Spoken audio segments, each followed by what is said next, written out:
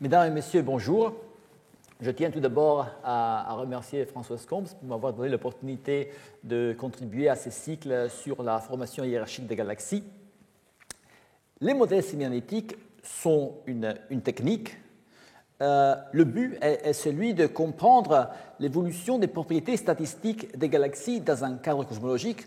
Donc, non pas les propriétés détaillées de tel ou tel objet, mais plutôt les propriétés statistiques. Donc, on ne s'intéresse pas aux détails fins, on s'intéresse plutôt à expliquer les propriétés globales comme la masse stellaire, la masse gazeuse, le taux de formation stellaire, la morphologie. C'est quelque chose de très complexe, mais qu'on réduira à un nombre. Le rapport entre la masse stellaire de la composante bulbe et la masse stellaire totale, et la taille. En fait, on a deux tailles. On a une taille pour la composante disque et une taille pour la composante bulbe. Donc, l'objectif, c'est de modéliser la distribution de valeurs pour ces propriétés, notamment pour la masse stellaire, c'est ce qu'on appelle la fonction de masse, c'est la distribution de masse stellaire des galaxies, et les corrélations qui existent entre ces différentes propriétés.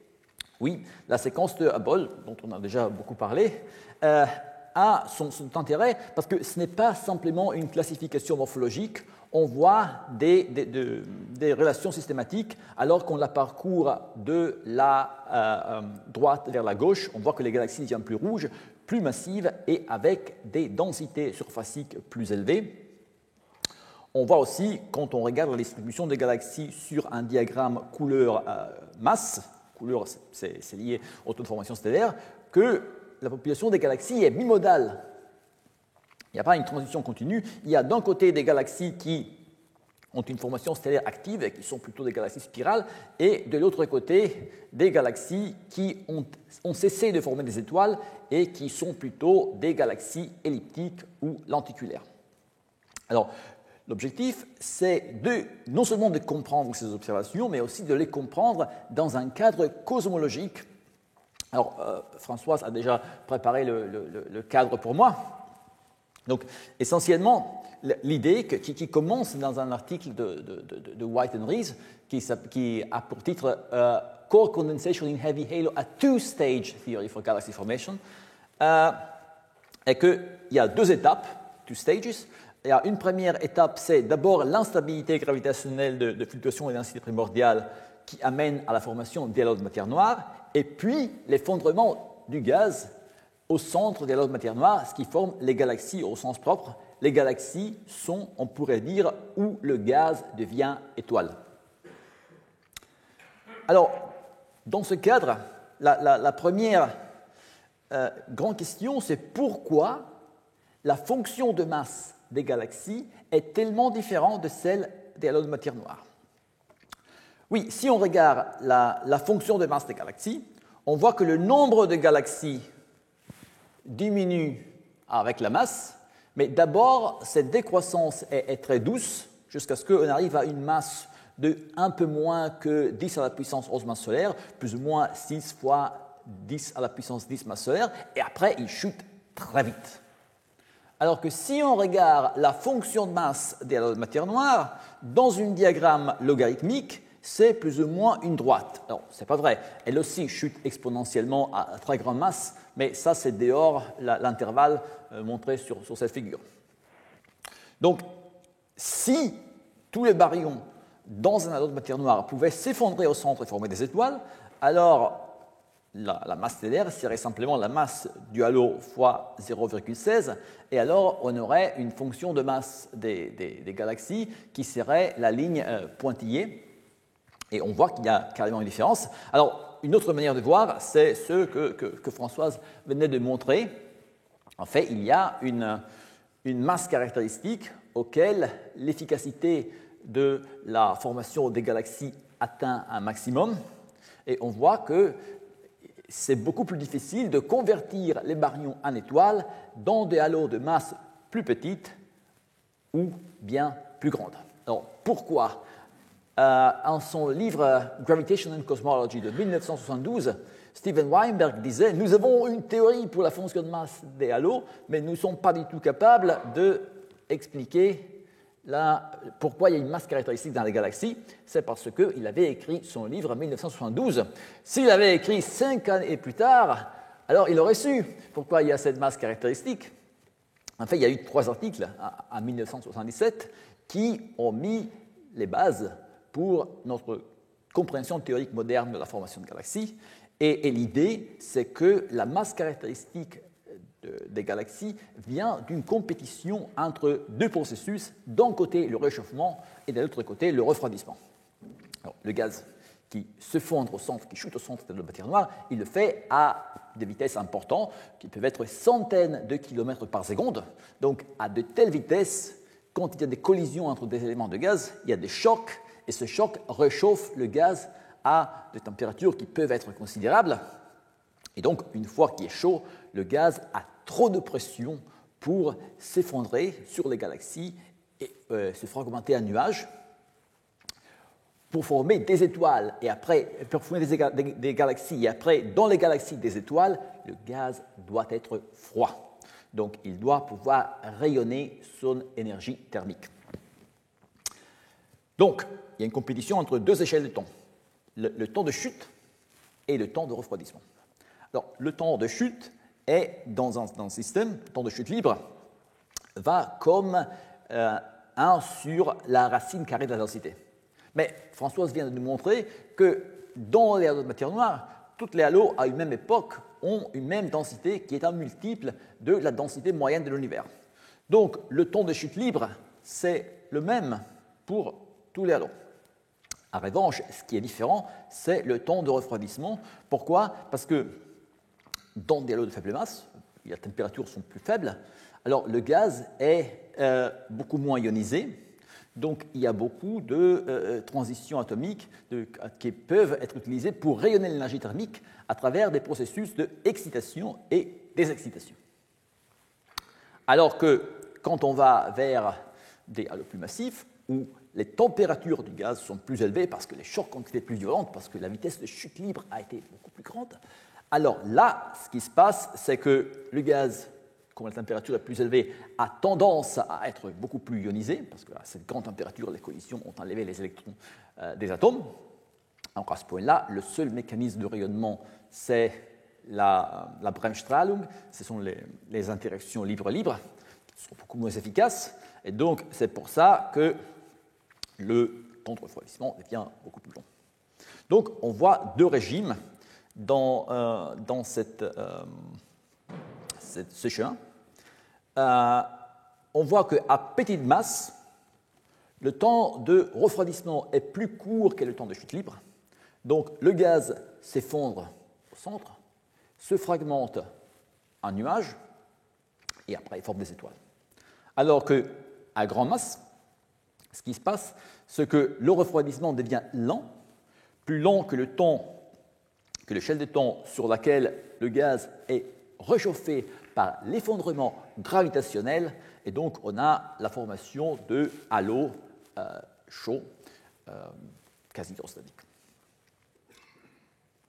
Donc, alors, ça nous explique pourquoi ici, pourquoi l'efficacité de formation des galaxies diminue quand on va vers les grandes masses. Mais qu'est-ce qui se passe à petite masse? Pourquoi à petite masse aussi la formation stellaire devient inefficace? Alors là, il y a un autre élément à considérer, que c'est le rôle des supernovas. Alors, Larson a été le premier déjà en 1974 à reconnaître l'importance des supernovas dans la formation des galaxies. Il a par ailleurs été aussi un des premiers à faire des simulations de la formation des galaxies. Mais Deckel et Silk ont été les premiers qui ont reconnu le rôle des supernovas dans le contexte d'une cosmologie à matière noire froide. Alors, regardons leur argument. On forme une masse stellaire M étoile. On a une supernova chaque 150 masses solaires d'étoiles que l'on forme. Donc, sachant ça, je sais, pour une masse stellaire donnée, combien de supernovas je vais avoir. Après, on sait que l'énergie d'une supernova est 10 à la puissance 51 erg. Donc, en multipliant pour cela, on sait quelle est l'énergie qui est libérée lorsqu'on a, par les supernovas, lorsqu'on a une masse stellaire M étoiles qui se forme. Après, cette énergie ne va pas toute à générer des vents galactiques et à expulser de la matière du halo. Seulement une fraction epsilon Sn qui est l'efficacité de ce processus. Alors, donc là, on a maintenant, en multipliant ces 4 termes, on a l'énergie produite par les supernovas et utilisée pour faire pousser un vent. Alors, l'énergie cinétique du vent doit être égale à cette énergie. L'énergie cinétique du vent, c'est 1,5 la masse du vent fois la vitesse du vent au carré. Là, j'ai un W parce que wind, c'est vent en anglais. Alors, vous voyez que plus le vent est lent pour une énergie donnée, plus on peut expulser de la matière. Parce qu'à produit constant, plus VW est petit, plus MW peut être grand. Mais il y a une limite. VW, la vitesse du vent, doit être supérieure ou égale à la vitesse d'échappement, parce que si le vent est plus lent que ça, le vent ne va pas sortir. Et la vitesse d'échappement est la vitesse du viriel fois un facteur de l'ordre de l'unité. Alors là, ils ont racine carrée de 2 parce qu'ils ont pris un modèle qui est une sphère isotherme singulière. Ce n'est pas le modèle meilleur. Si on avait pris un modèle de Navarro-Frankenwhite comme le modèle dont Françoise vient de parler, on aurait eu une estimation meilleure et là, on aurait un nombre un peu plus grand. Mais l'ordre de grandeur ne change pas. Le nombre serait plus grand, oui, mais tout le reste de l'argument reste le même. Alors, donc, on met tout ça dedans et on calcule le rapport état entre la masse que l'on peut éjecter et la masse des étoiles que l'on forme. Et on trouve que si on avait une efficacité 100%, si on pouvait utiliser toute l'énergie, dans un halo avec une vitesse du viriel de 100 km par seconde, on pourrait éjecter 30 masses solaires pour chaque masse solaire d'étoiles que l'on forme.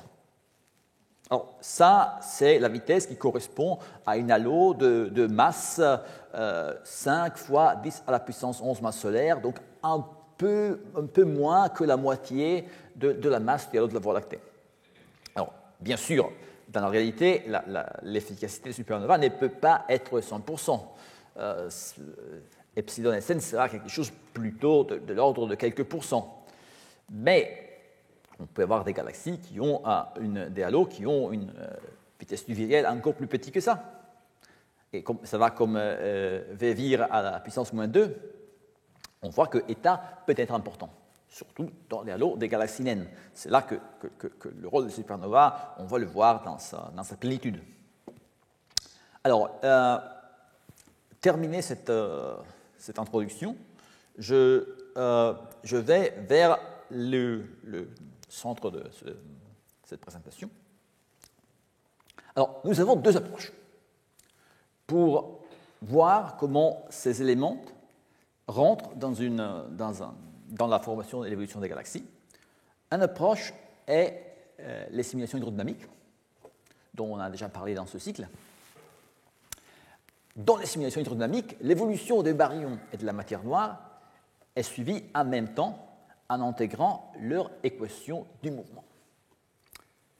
L'approche sémianalytique exploite le fait que c'est un processus en 2 étapes pour séparer. D'abord, on construit des arbres de fusion pour la matière noire, soit avec des simulations à N-core, soit avec des algorithmes analytiques à la Presse-Chester.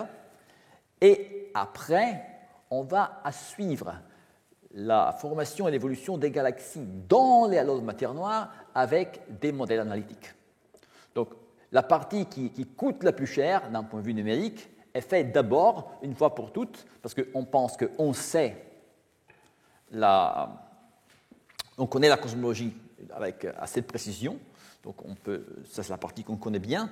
Et après, ce qu'on va faire plusieurs fois pour différents modèles, c'est ce qui se passe au baryon dans les halos de matière noire. Et comme ça, on a un gain de temps de calcul considérable, ce qui était une des raisons initiales pour s'intéresser beaucoup au modèle semi-analytique. C'est encore un grand avantage aujourd'hui, mais aujourd'hui, on a beaucoup plus de puissance de calcul. Alors, une image, le modèle semi-analytique sont aux simulations hydrodynamiques, ce qui en vélo est à une Ferrari. Ce n'est pas la même puissance, mais cependant, la voiture n'a pas marqué la mort du vélo. Le vélo continue à exister, il continue à avoir son utilité, continue à avoir son intérêt. Tout simplement, on ne va pas chercher de faire la course en vélo contre une voiture. L'utilité est différente. Alors, je commence la présentation sur les modèles semi-analytiques en partant d'un modèle semi-analytique très simple, parce qu'après, on peut faire des choses beaucoup plus compliquées, beaucoup plus sophistiquées, et alors les modèles sont beaucoup, et donc on pourrait parler pour un temps considérablement plus long que celle que j'ai à disposition. Alors, un modèle semi-analytique classique, je prends celui de White and Frank de 1991. Donc, il suppose qu'au début, tout le gaz qui se fondre dans les halos de matière noire est réchauffé à la température du viriel. Donc, tout le gaz commence chaud. J'ai un halo qui a une masse de 100 milliards de masses solaires. Cet halo, sa masse grandit, il devient 200 milliards de masses solaires. Donc, la masse de la matière noire a cru de 100 milliards de masses solaires. Alors, j'ai une masse baryonique associée qui est accrétée, donc la masse du gaz chaud augmente de 16 milliards de masses solaires. Après, il y a une profil pour la distribution de densité du gaz chaud dans le halo de matière noire. Je reverrai sur ça plus tard. Les premiers modèles ont supposé le modèle le plus simple, qui est une sphère isotherme singulière, donc un modèle dans lequel tout simplement la densité du gaz va comme 1 sur R au carré. Donc au centre, le gaz est plus dense, donc le temps de refroidissement est plus court, et donc le gaz commence à refroidir du centre. Et après, le rayon de refroidissement va s'agrandir et le gaz qui a refroidi se fondre au centre et forme, par conservation du moment angulaire, un disque galactique. Et c'est la conservation du moment angulaire qui détermine la taille des disques. Alors, il y a eu des études plus récentes, on sait que le moment angulaire n'est pas exactement conservé. C'est une hypothèse simplificatrice, la conservation du moment angulaire. Mais si on fait cette hypothèse simplificatrice, on retrouve le bon ordre de grandeur pour les tailles des disques galactiques. Après, une fois que le gaz atteint le disque, il commence à former des étoiles sur une échelle temporelle qu'on prend comme proportionnelle au temps orbital, ou bien on prend que la densité de taux de formation stellaire est proportionnelle à sigma gas à la puissance 1.4, 1.5, donc on prend essentiellement la loi de Cannikus. Alors, concrètement, ce White and Frank ont fait, quand ils ont implémenté ces modèles, ils ont fait quelque chose d'encore plus simple. Ils ont dit le taux auquel le gaz est capable d'arriver au centre, c'est le minimum entre le taux auquel le gaz est capable de refroidir et le taux auquel le gaz est capable de chuter au centre en chute libre. Donc ils ont dit on prend le minimum de ces deux taux et dès que le gaz arrive au centre, il forme des étoiles tout de suite. Et après, par contre, on ne peut pas supposer que tout le gaz devient étoile. Il réduit le taux auquel le gaz forme des étoiles par ce facteur qui essentiellement modélise les effets des supernovas. Vous voyez bien que ce dénominateur-là donne la limite que V' va à 0 va comme V' au carré. Alors, dans ce modèle, jusque-là, on n'a que la formation de galaxies à disque. Pour former les galaxies elliptiques, on fait intervenir les fusions des galaxies. Oui, les halos fusionnent, et après que les halos fusionnent, sur certaines conditions, s'il y a le temps, les galaxies centrales vont aussi fusionner, et on suppose que quand on a des fusions de galaxies de masse comparable, le résultat de ces fusions de ces galaxies de masse comparable, de ces galaxies à disque, c'est de former une galaxie elliptique. Un peu, John Cormendy expliquait ça en disant les galaxies à disque ont des systèmes ordonnés comme des œufs, et alors que les galaxies elliptiques ont des mouvements chaotiques comme une omelette. Alors, on prend deux beaux œufs, on les mélange et on a une omelette. On ne peut pas faire le contraire, prendre l'omelette et réformer les œufs plats. Alors, et la conservation de l'énergie détermine les tailles des galaxies elliptiques de la même manière que la conservation du moment angulaire détermine la taille des galaxies à disque. Encore une fois, c'est une hypothèse simplificatrice, mais ça donne, dans un facteur 2, le bon ordre de grandeur pour les tailles des galaxies elliptiques. Si le refroidissement continue, alors le disque se reforme et donc notre galaxie elliptique devient plutôt une galaxie type SR, quelque chose comme ça. Allons voir maintenant qu'ils ont considéré ce modèle. Qu'est-ce qu'ils avaient trouvé avec ce modèle? Alors là, en vert, j'ai mis les observations de l'époque.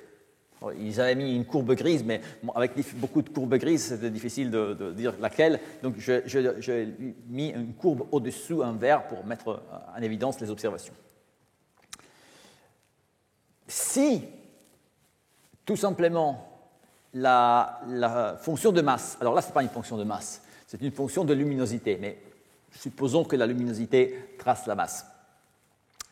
Alors, qu'est-ce qu'on s'attendrait que ce soit la fonction de masse des galaxies si la masse des galaxies traçait celle des halos de matière noire? On s'attendrait à quelque chose de comme ça en termes de la pente. En réalité, la normalisation, ça va être un peu plus élevé. Mais bon. Alors, et eux, ils font différents modèles. À l'époque aussi, les valeurs des paramètres cosmologiques étaient incertaines. C'est pour ça que vous avez différentes courbes.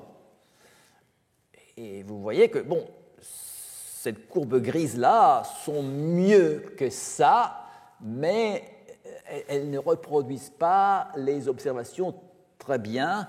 On a un excès de galaxies ici, on continue à avoir un excès de galaxies de faible masse, et on continue également à avoir un excès de galaxies de grande masse. Alors, on peut changer la normalisation. On peut améliorer, on peut réduire l'écart ici en mettant un feedback plus fort qui fait baisser les courbes. Mais à ce point-là, on va avoir un problème ici. On va avoir pas assez de galaxies autour du genou de la fonction de masse. Alors, ça se base, ce modèle, sur des hypothèses assez fortes et assez simplificatrices. On a notamment supposé que tout le gaz, dès qu'il est accrété sur les halos, il devient immédiatement chaud. Alors, un modèle plus réaliste, il y a une série d'articles de Keres et al. Et Deckelen-Birnbaum sur lesquels on a mis l'accent sur le fait que le gaz peut s'effondrer sur les galaxies par ces filaments froids directement sans jamais être passé par une phase chaude. Alors, le modèle cinétique que j'utilise, le modèle Galix, dans une de ses versions les plus récentes, a commencé à inclure ce genre de phénomène. Oui, parce qu'on peut calculer le rapport entre le taux de compression, qui essentiellement c'est directement lié au temps de chute libre, parce que le temps sur lequel le gaz est comprimé est directement proportionnel au temps de chute libre. Donc on a ce rapport entre ce temps et le temps de refroidissement. Donc ce rapport, on peut le calculer pour le gaz qui chute en fonction du rayon. Le gaz arrive ici et il arrive de l'extérieur. On voit que dans un halo de petite masse, ce rapport est toujours beaucoup plus grand que 1, ce qui veut dire que le temps de refroidissement est toujours court par rapport au temps de compression, et donc le gaz reste toujours froid et il va s'écouler froid avec ses filaments sur la galaxie centrale. Dès que le halo grandit, on arrive à un moment où le temps de refroidissement devient plus long. Donc on arrive à un moment où cette courbe qui nous donne le rapport entre le temps de compression et le temps de refroidissement intercepte cette ligne noire horizontale qui nous donne le rapport critique, qui est toujours proche des 1, mais ça ne doit pas forcément être exactement 1, au-dessous duquel le gaz est réchauffé par choc. Et donc, bon, il y a une choc ici qui va se passer à plus ou moins 1/10 du rayon du viriel. Là, on le voit. Là, on voit que le gaz commence, il y a une choc qui commence à apparaître à ce rayon-là. Et après, quand le halo grandit encore plus, la courbe devient encore plus basse. Et donc, il y a un moment où, dès que le gaz rentre dans le rayon du viriel, tout de suite est réchauffé. Donc, on voit qu'à la fin, le gaz chaud remplit tout le volume du viriel. Alors ça, ce sont des masses qui sont appropriées pour ce halo-là, avec des paramètres particuliers, notamment pour la métallicité du gaz qui est accrété sur ce système.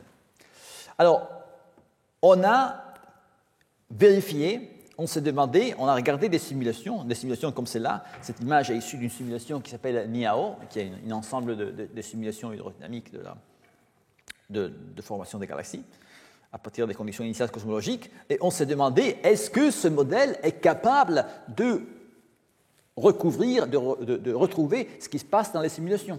On peut extraire dans ces simulations hydrodynamiques les arbres de fusion pour la matière noire, on peut faire tourner le modèle sémionétique sur les arbres de fusion de la matière noire et se demander est-ce qu'on est capable de prédire ce que l'on trouve dans les simulations.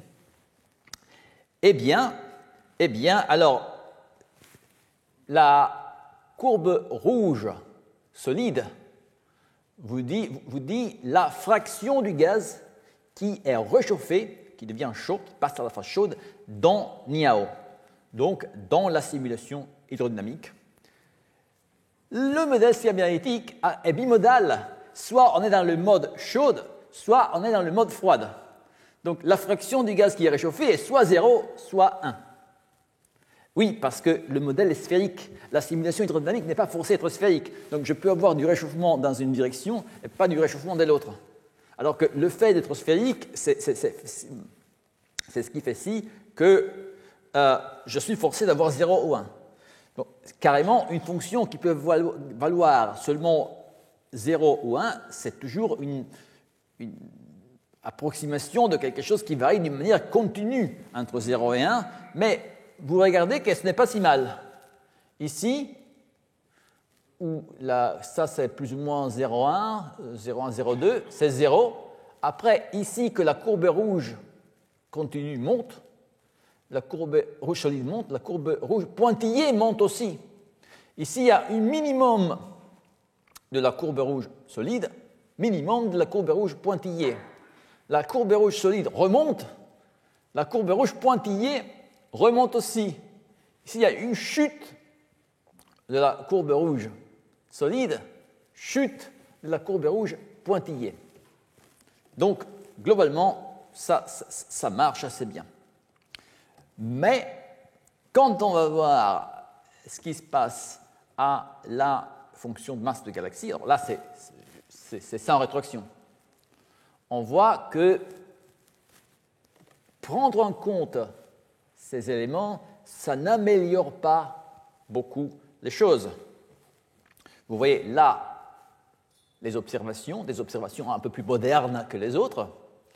Là, on a ce que l'on s'attendrait si les galaxies traçaient les halos de matière noire. Et là, c'est ce qu'on trouve dans ces modèles magnétiques. Si on prend en compte que l'accrétion par les filaments froids, et si on considère aussi que le fait que le gaz chaud lui-même peut refroidir, on voit qu'on retrouve cette pente très, très forte. On ne voit pas, ça c'est pas assez plat ici, et ça ne chute pas assez vite là. Donc en fait, c'est quelque chose d'autre, et ce sont les processus de rétroaction.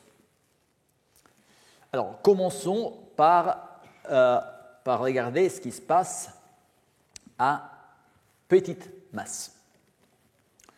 Alors, là, on a, encore une fois, là, il y a les points sont les observations par différentes équipes.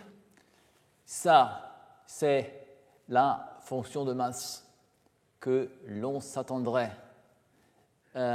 si les galaxies traçaient les halos de matière noire. Et ça, c'est ce qu'on trouve, ça, c'est ce qu'on prédirait si on prenait un modèle à la Deklen-Silk avec une efficacité de supernova constante. Vous vous souvenez que dans ce modèle-là, ce qui était éjecté avait une décroissance comme la vitesse du viriel au carré.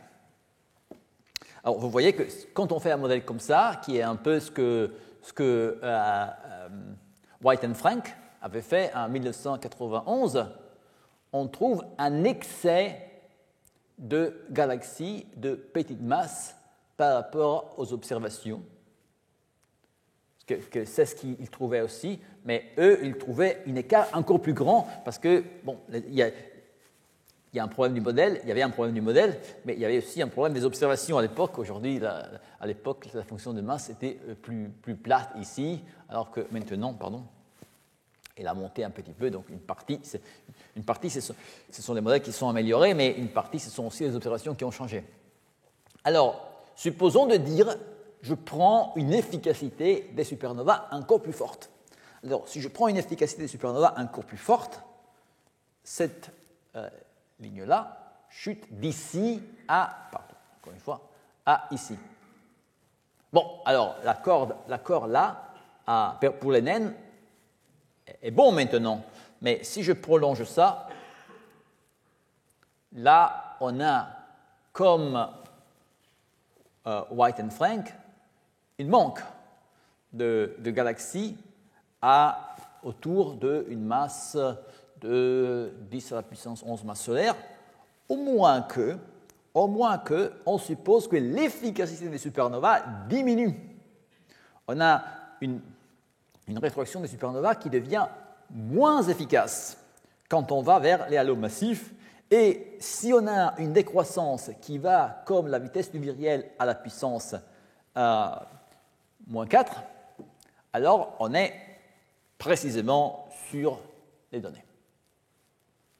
Et c'est comme ça avec cette hypothèse qu'on avait reproduit la fonction de masse des galaxies en 2017. Mais ça ne venait pas d'une hypothèse physique.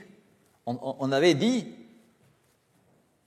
plutôt, on part des observations, on voit ce que les observations nous disent, comment l'efficacité des supernovas doit décroître pour avoir la même pente que dans les observations. Alors, comment pourrait-on expliquer ça d'une manière théorique? Alors, on a regardé des simulations, toujours les simulations NIAO. Alors, on voit dans ces simulations les vents galactiques qu'ils ont une composante froide et une composante chaude. La composante chaude a, sans surprise, des vitesses plus élevées que non la composante froide. Alors, Bien sûr, les propriétés des vents galactiques dépendent un petit peu de la galaxie, mais pas autant, étant donné que le processus à la base, les supernovas ont la même énergétique intrinsèque. Ce qui change le plus, la différence principale entre une galaxie massive et une galaxie naine, c'est la vitesse d'échappement. Dans une galaxie naine, on a une vitesse d'échappement beaucoup plus faible. Donc, si on a une même distribution de vitesse, on voit qu'il y aura beaucoup plus de gaz qui s'échappent d'une galaxie naine que non d'une galaxie massive. Alors, le gaz, ça ne veut pas dire qu'il y a du gaz, il y a beaucoup de gaz qui est accéléré, mais qui est accéléré à des vitesses inférieures à la vitesse d'échappement. Alors, on peut dire que toute l'énergie utilisée pour accélérer ce gaz est gaspillée, parce qu'on accélère du gaz qui, à la fin, ne va pas sortir, il va retomber sur la galaxie. Alors, c'est de là qui vient le fait que l'efficacité des supernovas tombe. L'efficacité des supernovas tombe à grande vitesse, essentiellement parce que la vitesse d'échappement est grande. Donc, on dépense beaucoup d'énergie pour accélérer du gaz qui, à la fin, ne sort pas. Alors, on a regardé effectivement aussi ce facteur d'entraînement qui est le rapport état entre le taux auquel du gaz sort des galaxies et le taux de formation stellaire en fonction de la vitesse du viriel. Et vous voyez qu'il y a deux régions. Il y a une région de faible vitesse, une région ici entre 20 et 40, peut-être même 60 km par seconde, dans lequel ce facteur état chute comme V vir à la puissance moins 2. C'est ce qu'on s'attendait dans le modèle de Dekelen-Silk.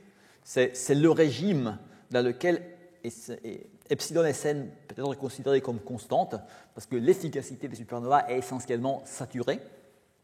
Et après, en revanche, à plus grande vitesse, on voit que état chute d'une manière beaucoup plus forte.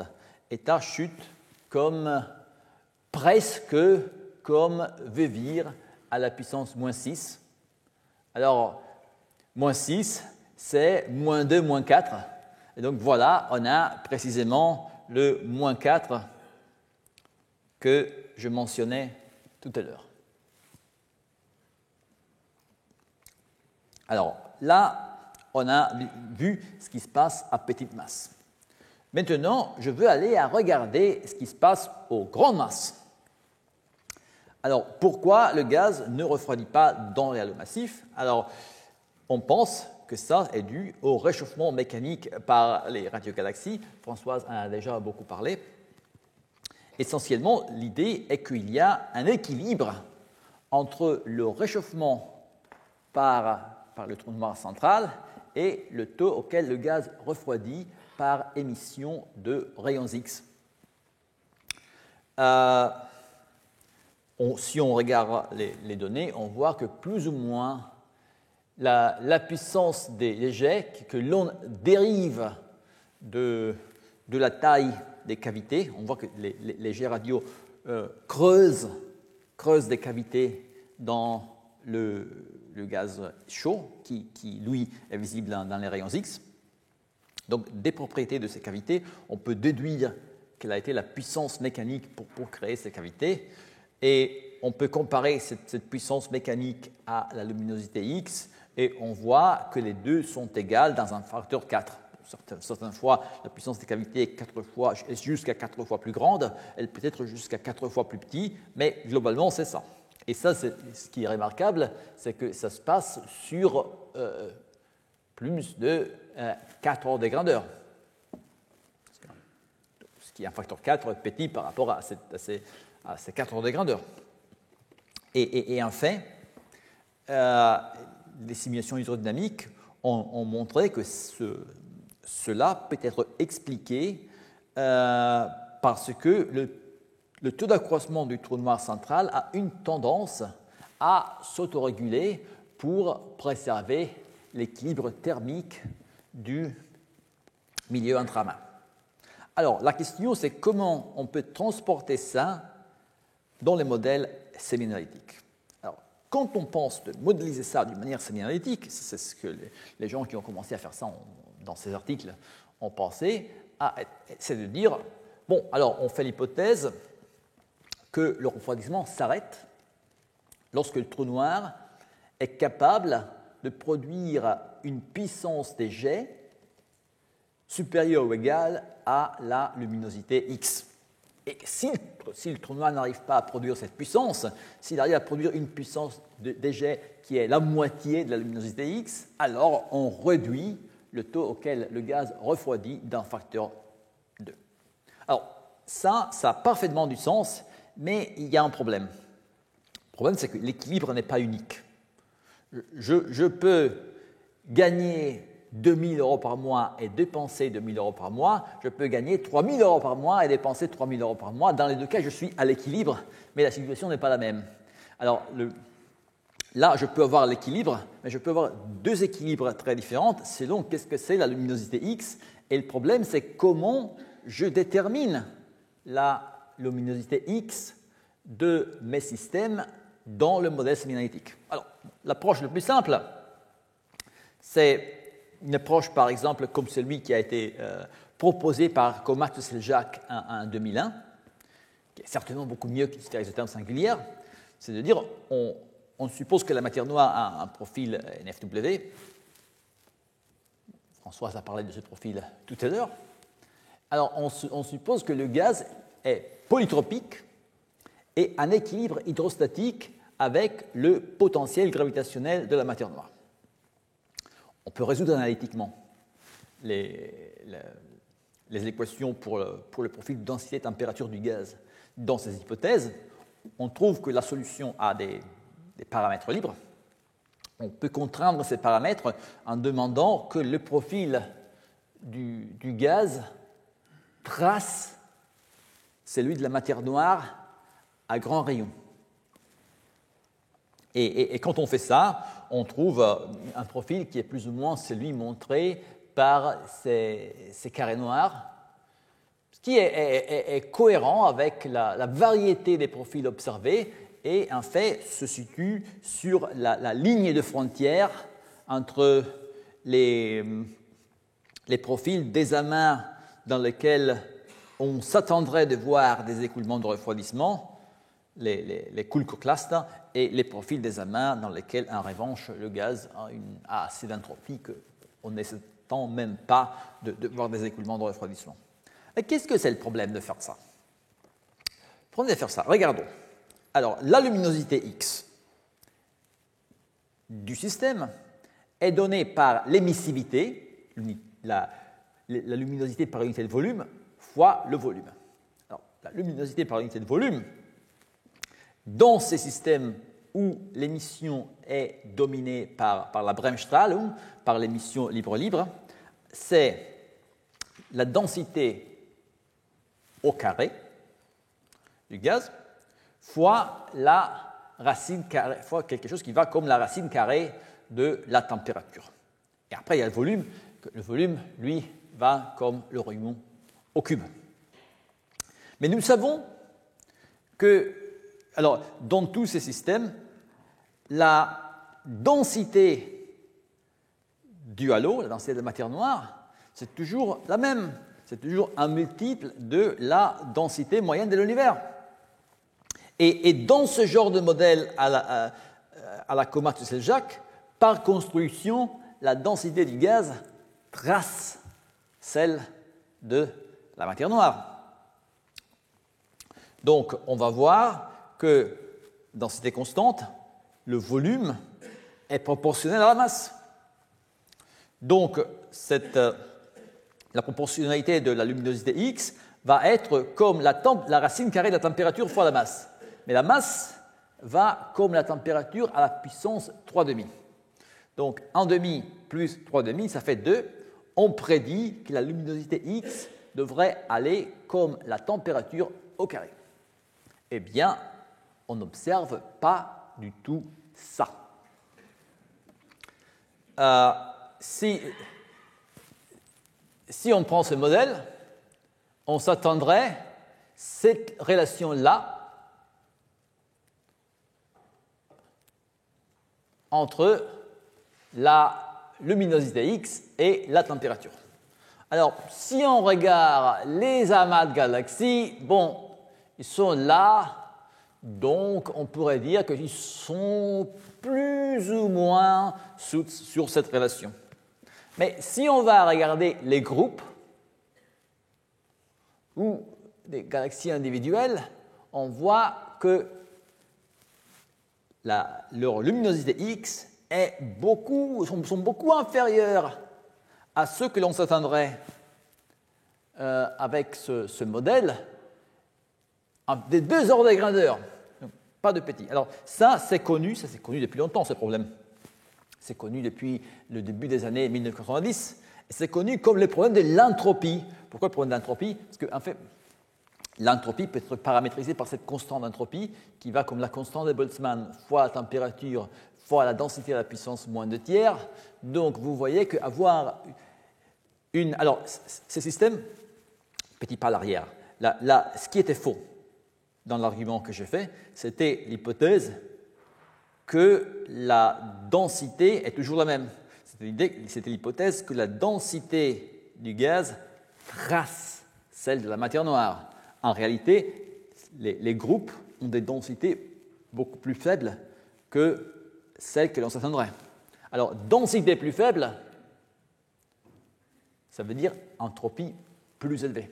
Ces systèmes ont des entropies beaucoup plus élevées que l'on s'attendrait. Alors, comment on élève l'entropie? Eh bien, la variation d'entropie, c'est la chaleur absorbée par un système divisé par sa température. Donc, pour faire monter l'entropie, il faut du réchauffement, que l'on pense soit dû à la rétroaction par les trous noirs. En fait, Chaudhuri et al.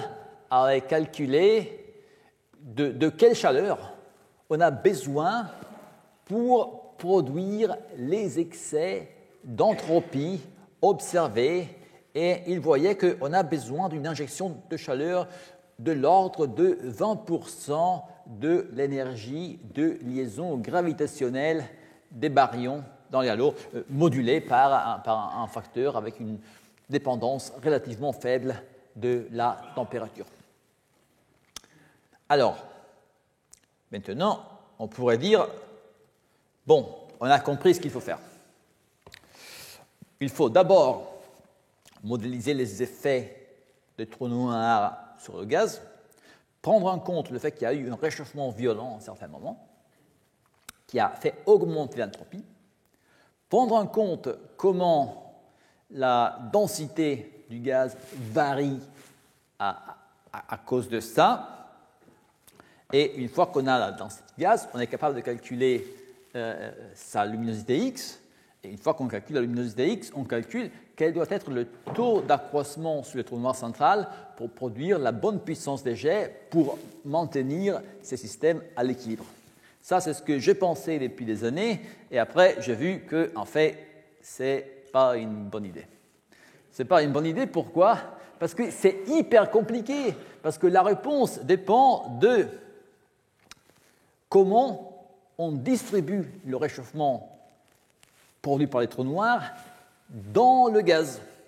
Si on veut vraiment faire ce genre d'étude, qui est une étude intéressante, mais alors il vaut mieux faire des simulations hydrodynamiques plutôt que des modèles semi-analytiques.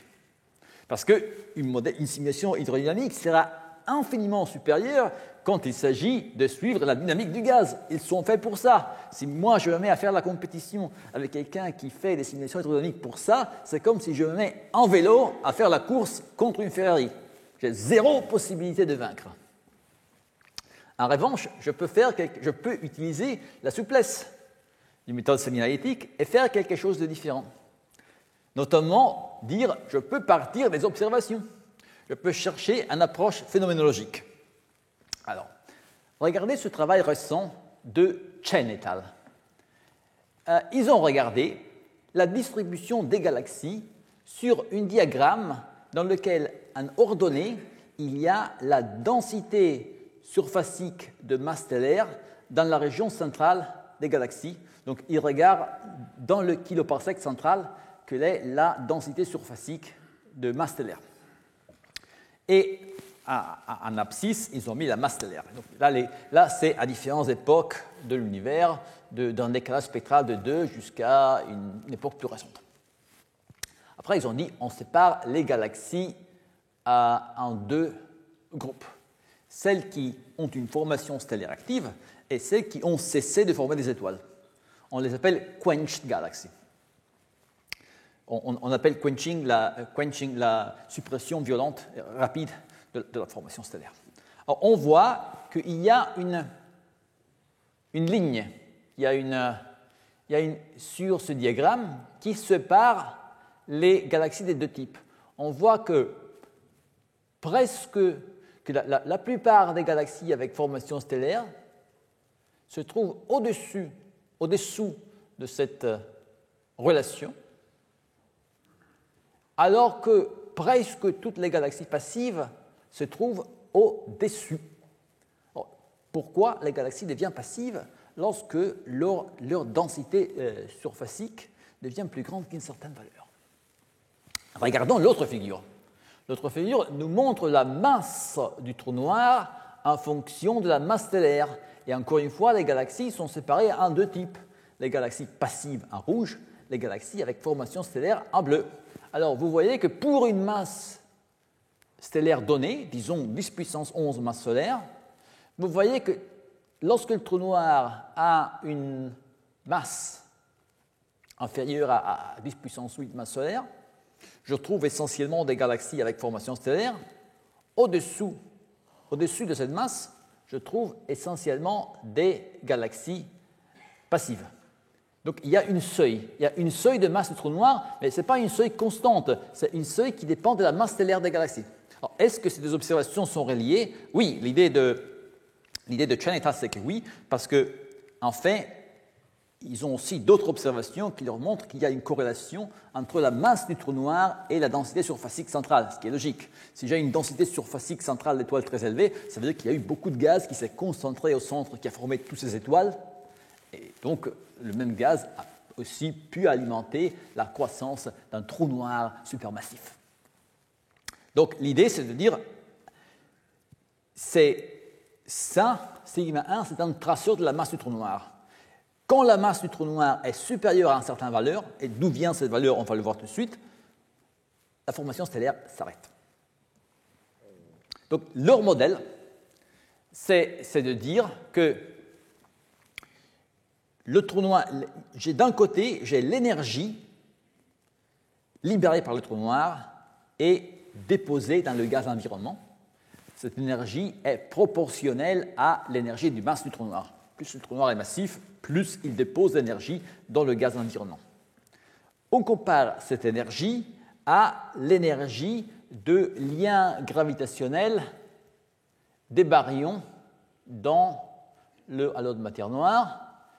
Et quand cette énergie est plus grande qu'une fraction ou un multiple de cette énergie-là, tout le gaz est soit expulsé parce qu'il n'est plus gravitationnellement lié, soit il est réchauffé à des entropies tellement élevées que son temps de refroidissement devient très long. Et il voit que ce modèle prédit il y a une relation entre la masse du trou noir et mvir et vvir carré. Alors, mvir va comme vvir au cube. Donc, ça prédit une relation entre la masse du trou noir et vvir à la puissance 5, mais il y a une relation entre m star et vvir, et quand on considère la relation entre m star et vvir, ça correspond précisément à la pente qu'ils voient dans ces figures, et c'est comme ça qu'ils argumentent leur modèle.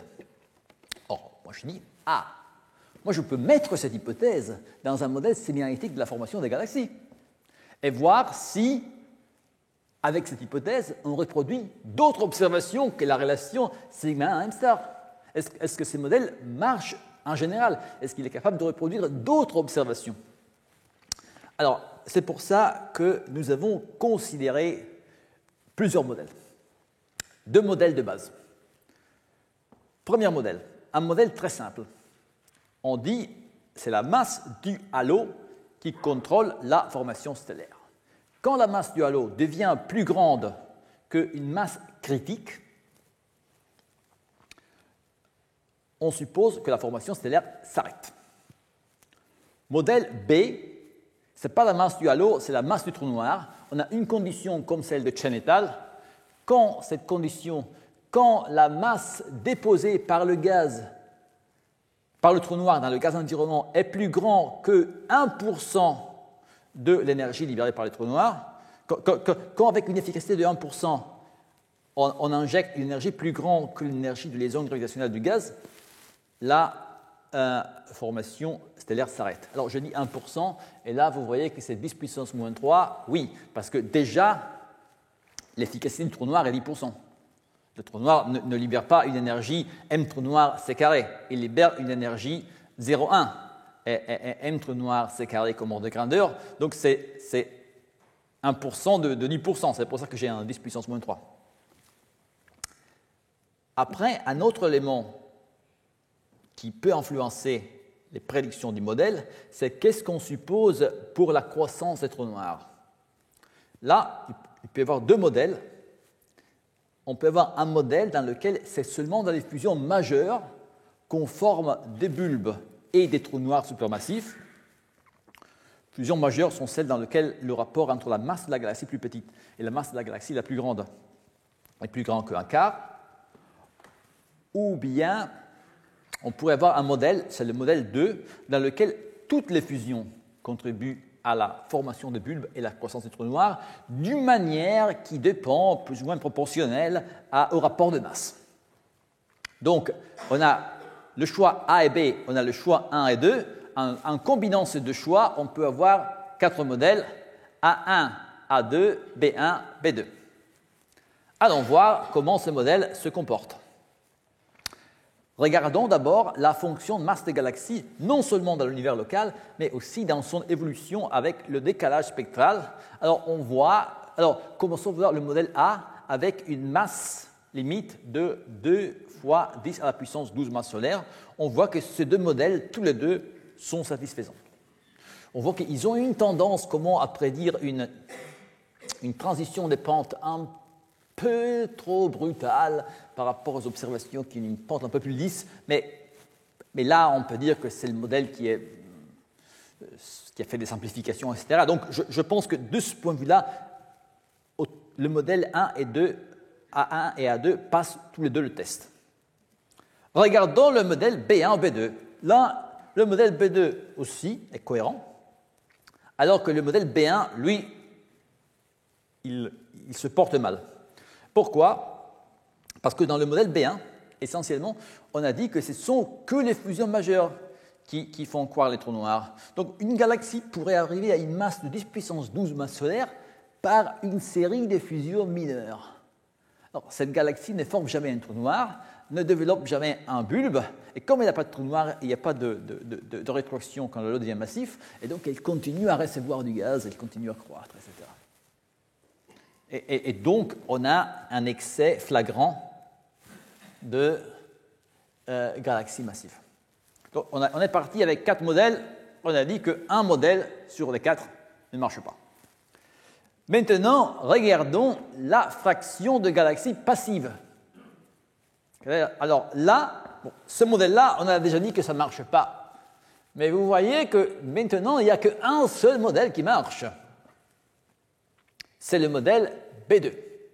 Pourquoi le modèle A1 et A2 ne marchent pas? Eh bien, il ne marche pas parce qu'on a supposé que c'est seulement dans les galaxies avec une masse du halo supérieure à 2 fois 10 à la puissance 12 masses solaires que la formation stellaire est supprimée. Alors, pour avoir une telle masse du halo, il faut qu'au moins une galaxie assez massive. Et les galaxies qui ont moins de cette masse ne peuvent pas avoir une suppression de leur formation stellaire. Alors qu'on voit qu'il y a des galaxies qui ont arrêté de former des étoiles à des masses plus faibles que ça. Alors, on peut corriger ces problèmes. On peut corriger ces problèmes parce que qui me dit que c'est 2 fois 10 puissance 12? Je pourrais prendre une valeur qui est un quart de ça. C'est un paramètre libre du modèle. Si je change ça, je amène cette courbe en accord avec les données, mais à ce point-là, je ne reproduis plus la fonction de masse. Donc, quand j'ai les deux, je peux ajuster à un groupe de données, mais quand je veux reproduire les deux, la fonction de masse totale et la fraction de galaxies passives, alors il n'y a qu'un seul des 4 modèles qui marche. Et c'est le modèle B2. Et ce qui est intéressant de regarder, c'est que ces différents modèles prédisent aussi une différente évolution morphologique alors que la formation stellaire s'arrête. Oui, si je prends le modèle A2, dans le modèle A2, le quenching n'a rien à faire avec l'évolution morphologique, donc les galaxies continuent à évoluer de SC, SD, SC jusqu'à S0 sur la séquence principale, et le quenching intervient à une masse assez élevée quand la plupart des galaxies ont déjà commencé à devenir elliptiques, et c'est pour ça que la vallée verte, là, est remplie de galaxies avec des morphologies de type assez précoce. Alors que dans ce modèle-là, c'est précisément lorsqu'on commence à avoir un bulbe massif, lorsqu'on commence à monter dans un B sur T, qu'il y a le trou noir qui grandit et qu'on commence à voir le quenching. Donc les galaxies qui sont dans la vallée verte sont des galaxies c'est là qu'on commence à voir un bulbe massif. Et après, bien sûr, une fois qu'on est devenu passif, on peut continuer à avoir d'autres fusions, et donc on peut continuer à évoluer vers des BT encore plus grands. Et donc on a là, la stratification morphologique est de gauche à droite, alors qu'ici, la stratification morphologique est plutôt du haut vers le bas, ce qui est... Alors, on doit encore faire une comparaison quantitative, mais au moins qualitativement, quand on regarde les observations ressemblent beaucoup plus à ça qu'à ça. Après, je me suis dit, bien, alors, tout ça est parti du fait que Chen et al. Ont vu cette séparation des galaxies en passive et avec formation stellaire sur le diagramme sigma 1 M star. Alors, est-ce que nous sommes capables de rendre compte de cette différence? Eh oui. Alors, là, les points sont les prédictions du modèle semi-analytique. Rouge, c'est les galaxies passives. Bleu, ce sont les galaxies avec formation stellaire. Et les lignes vertes sont la séparation entre les deux types dans les observations Candels de Chen et al. Alors, cette séparation est globalement reproduite d'une manière, je dirais, plus que satisfaisante. Alors, on a aussi regardé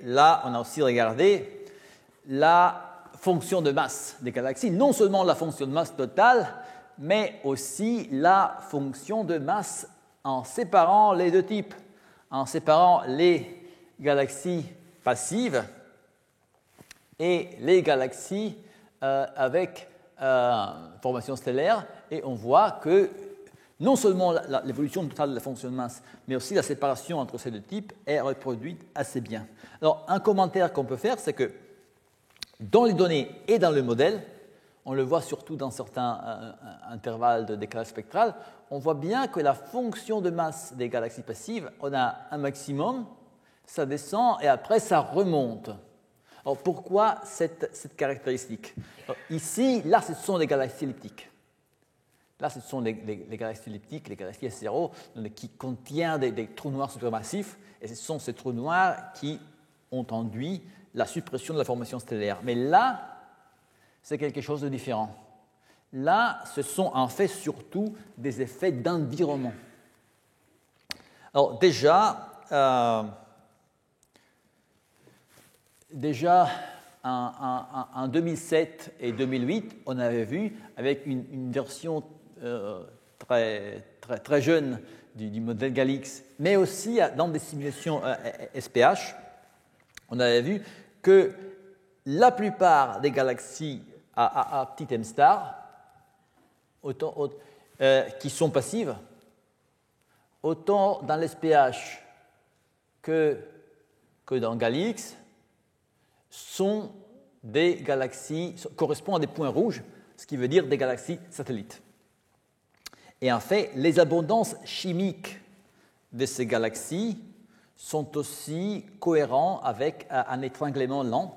Donc parce que si la formation stellaire s'était arrêtée d'un coup, alors il n'y aurait pas une évolution en propriétés chimiques. Après que la formation stellaire s'est arrêtée, les propriétés chimiques sont figées. Parce que là, on voit que dans ces galaxies-là passives de faible masse, on voit qu'ils ont des abondances chimiques beaucoup plus élevées que non les galaxies avec formation stellaire de leur même masse, ce qui suggère un étranglement, une fin de la formation stellaire beaucoup plus longue, et donc un processus différent. Alors, je conclus. Une première conclusion générale, c'est que les propriétés des galaxies, les histoires de formation des galaxies, sont liées aux histoires de formation des leurs halo de matière noire. Si ce n'était pas comme ça, l'approche sémianalytique n'aurait aucun sens, parce que l'approche sémianalytique, c'est on part des halos de matière noire et on voit les histoires de formation galactique qui en suivent. En même temps, on a vu que